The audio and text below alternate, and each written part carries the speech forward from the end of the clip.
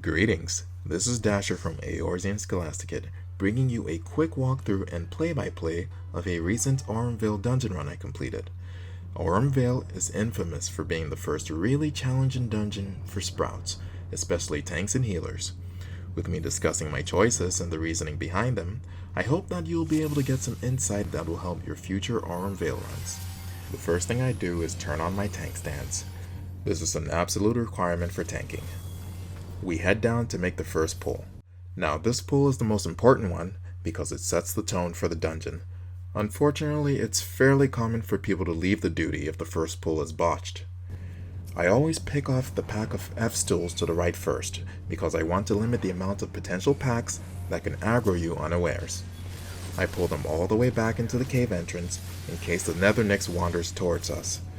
I do a few AoEs to ensure that I have enmity on both, then single target combo them down in the order I've marked. I'm going to pause here for a second and talk about the Nether Nyx. It's a Gigantode enemy type. The first thing all Gigantode enemy types do when they aggro is immediately use their sticky tongue ability to instantly pull you towards them, then they do a circular AoE around them. In this first room of the dungeon, sticky tongue is very dangerous because it can pull you into the range of other mobs that are patrolling nearby the Nether Nyx. Before you know it, you will have 5 or 7 enemies on you, tearing you and your party to shreds. Gigantodes actually have a max range for their sticky tongue, so if you aggro them out of that max range, they will just move toward you and auto attack as normal. I do this by using Provoke on it. Provoke's target range is further than Shield Toss, so I make use of it to aggro the Nyx from far away. I run it back into the cave entrance, stun its Labored Leap AoE, and we kill it there.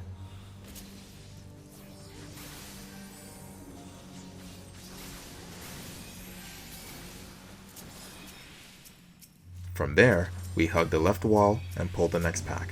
As always, I use some AoEs to build enmity on all of them, and switch to single target when there are 2 or less enemies.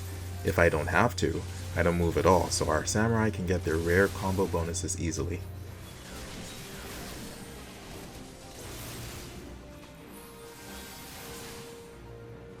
While killing this pack, I've turned my camera to look at the rest of the room. I don't want to risk getting aggroed accidentally at all costs, so I utilize Provoke's longer target distance to pull the Veil Wasps that are patrolling. Always kill nearby patrols first. Better safe than sorry. Same strategy. AoEs to build enmity, then single target combo. The next pack are ranged attackers. I have to break their line of sight to force them to come to where I am. If I tried to go to them, I would have gotten aggroed by the patrolling wasps and the Nyx. We burn them down and I grab the patrolling wasps. We burn them down and keep going. I was going to ignore the Nyx and run to the boss room because its back was turned. As soon as it turned around, I pulled it with shield toss so it wouldn't potentially aggro someone else. If I'm in range to be able to shield toss, the Nyx is also in range to do sticky tongue. It pulls me in. I stun the AoE. Now I'm watching my enemy list to see if the lilies behind the Nyx have aggroed me. Their names are not on my list, so they have not aggroed me. So I make the judgment call to pull the Nyx back a bit, just in case. Our samurai probably wasn't aware that I was doing this, so they went over to the Nyx to attack it. The lilies aggro and I scramble to grab them. Excellent save by our astrologian. At this point I have a brain fart and just leave the lilies out there. I snap out of it, AoE them, and try to line of sight them to bring them closer to the boss room. We kill them, then we fight the first boss.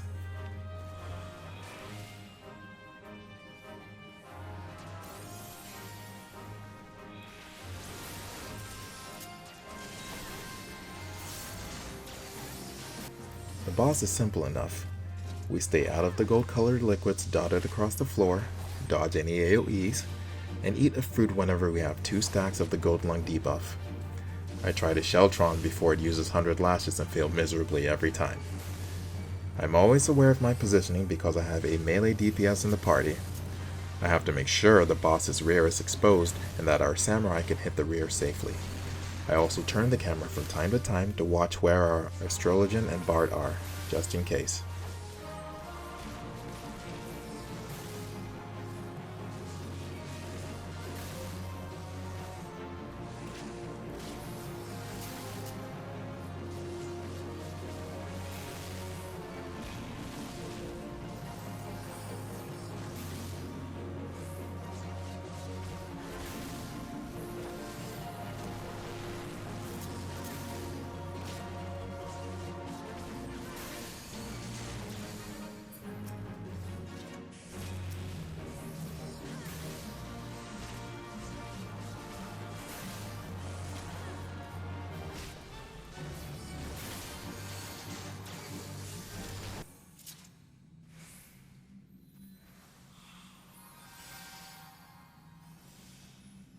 We killed the boss, and I wait for our astrologian to eat a fruit to clear their gold lung stacks.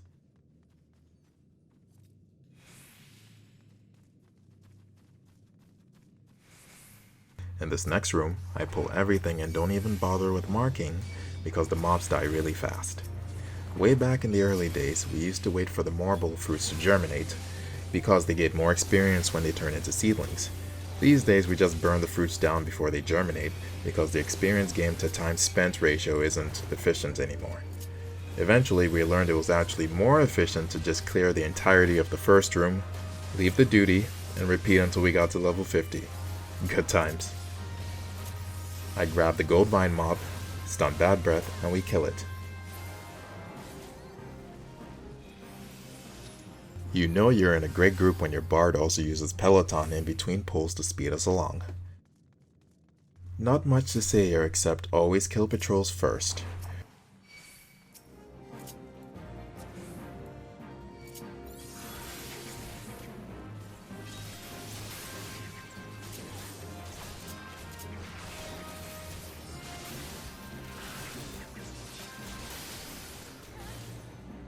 I run straight down the middle and grab the pack guarding the boss entrance. No need to grab the packs on either side, unless they are dangerously close. Speed and efficiency is the name of the game here. I pull them inside the boss room just to be safe.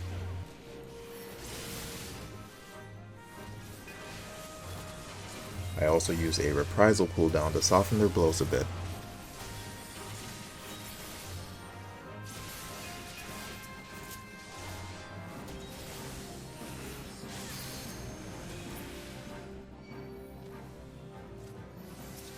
Coincounter is simple, very much so now that his AoE markers show. Back in the day, his AoE markers were invisible and gave many a sprout a hard time. My personal preference in tanking this fight is to dodge all of its 100 tons swipe attacks, but stun the 100 tons swing attacks.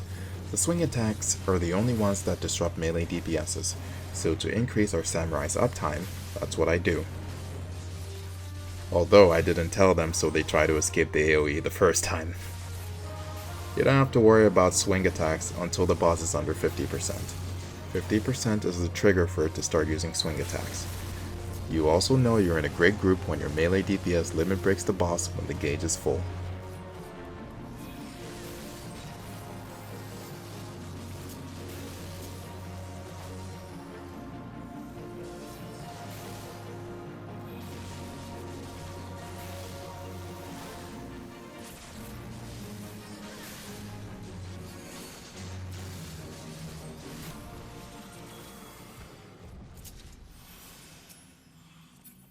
Moving on, I apply the same strategy from the first room of the dungeon here. Pull a pack and run it back into the hallway.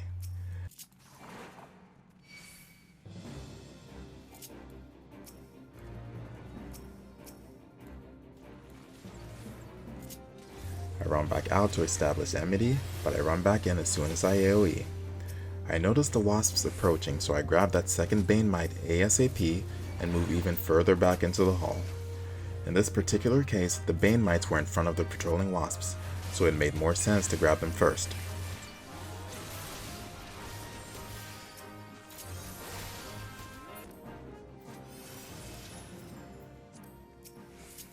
We grab the next group, kill them, and keep going. I'm also fumbling with this annoying loot window while trying to pull the next pack.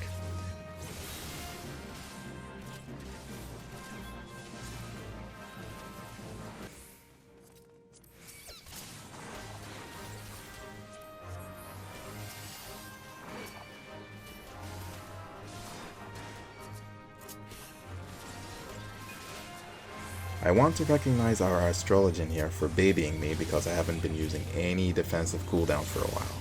Thank you, and I'm sorry.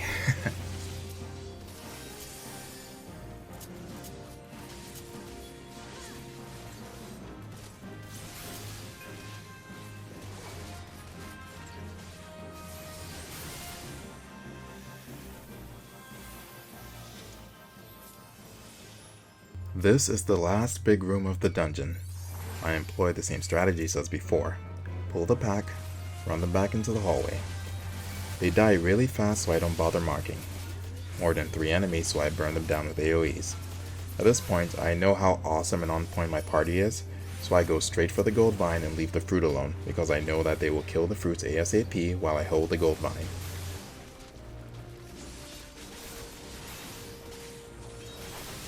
I stun Bad Breath, and we clear the rest of the room in good time.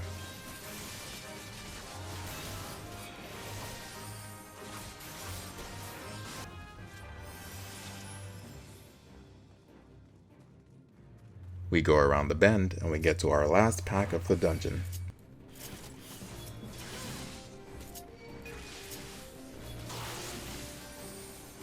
I actually use a defensive cooldown this time around. Arm's Length. It puts a 20% slow debuff on any enemies that touch me. In a sense, it's more or less the same mathematically as a 20% damage down debuff. Although I'm sure that I'm actually wrong and that duration of the effect factors heavily into the calculation. I'm probably overthinking it. If any mathematicians, min-maxers, and number crunchers want to correct me, please comment below.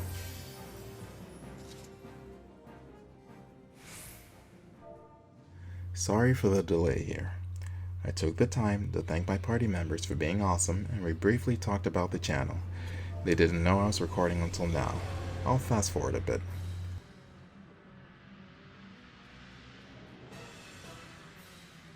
Right, so now the final boss. This is essentially the same as the first boss, except it can use Bad Breath and spawns adds occasionally. Oh, and you eat the fruit when you have 3 stacks of the burst debuff. This boss cannot be stunned, so I have to be careful about where I position it for when it uses Bad Breath. I miss this boss music. Fantastic piece by Soken.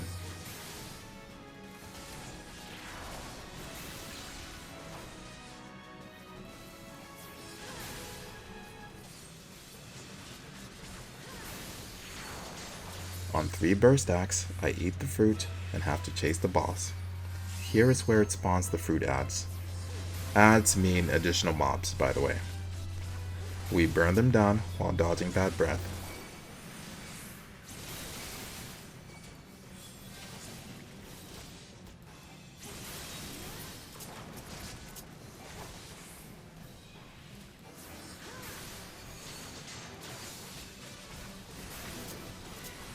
I swing my camera around occasionally to keep an eye on our bard and astrologian.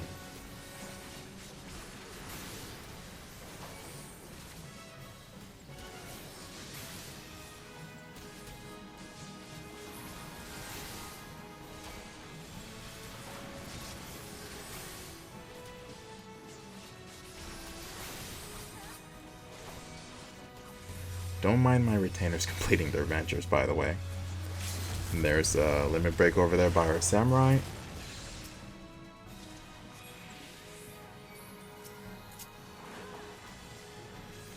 And that's all she wrote. Thanks for watching. I hope you were able to pick up some tips to help you out on future dungeon runs. Special thanks to my awesome party members, Leneve, Mokalia, and Zophie.